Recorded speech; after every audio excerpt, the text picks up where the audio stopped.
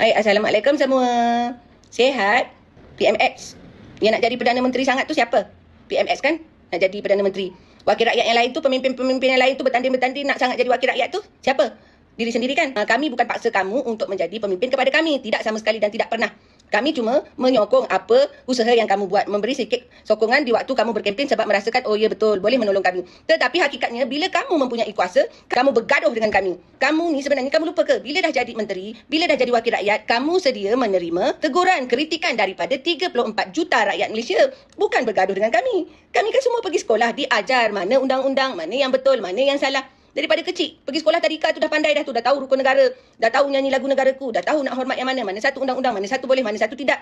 Habis tu bila kami bersuara, kami salah. Masukkan kamu dah dapat jawatan, periksa pun tak payah ada lagi, tak payah periksa. Tak tahu pergi sekolah untuk buat apa pun tak tahu. Pembangunan sana, buang duit sana, buang duit sini tak tahu. Apa pun tak nampak. Makin teruk ada. Jenayah yang berlaku kat dalam sekolah, apa semua pun tidak terbela. Senyap aja.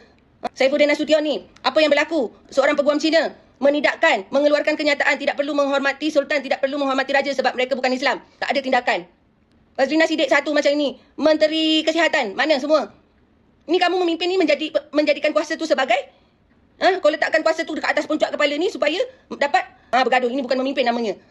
Ini namanya bergaduh, berperang. Kalau memimpin, dia pimpin. Dia dengar apa yang tak puas hati kat mana, dia akan betulkan. Ini tak ada.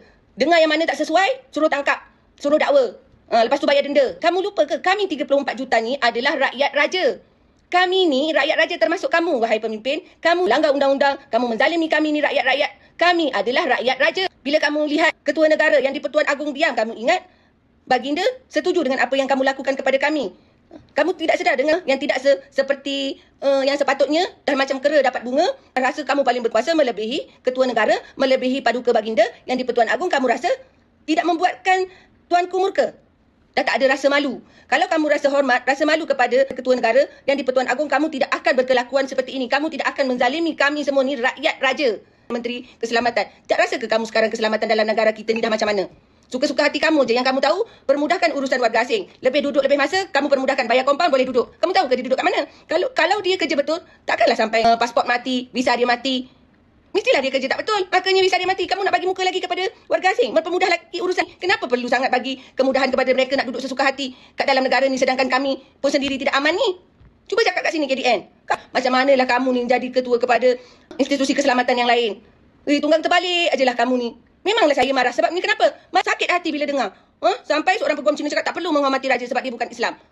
Habis tu suara kamu mana? Tindakan kamu mana? Orang pasang bendera terbalik, kamu cakap jangan besarkan. Habis tu nak hormatkan siapa? Kalau macam tu, sebenarnya Perdana Nasution, Fazlina Siddiq dan juga PMX, menteri yang lain tidak menghormati Ketua Negara sebagai ketua dalam negara. Sebagai yang berkuasa kepada negara Malaysia.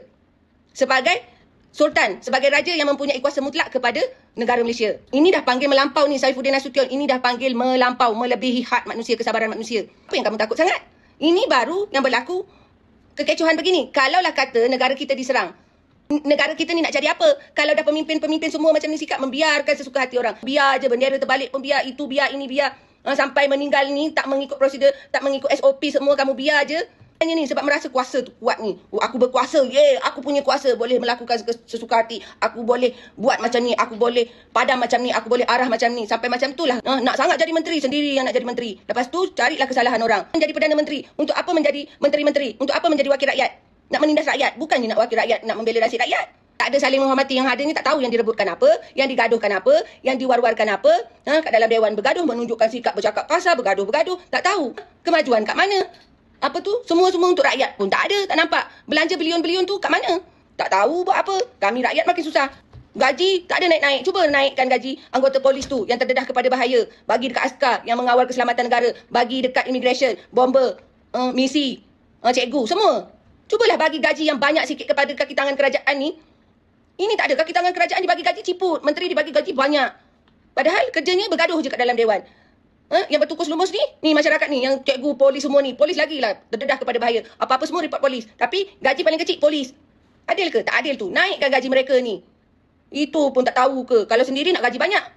Rakyat bagi gaji sikit. Kalau menteri gajinya puluh ribu sampai ratus ribu. Allowance sana bagi, ini bagi. Cuma bercakap bergaduh je kat dalam dewan. Dapat allowance pergi sini. Dapat di tangan kerajaan ni gaji 2,000, 3,000. Ingat cukup ke? Tak cukup. Memang tak cukup. Cuba nak tak. Jangan lupa PDRM tu adalah milik raja. Polis di Raja Malaysia. Polis itu milik raja. Bukan milik menteri. Sesuka hati je. Dah ke atas, kalau pandang ke atas, nampaklah ketua negara. Bila nampak ketua negara, rasalah malu, rasalah segan sikit.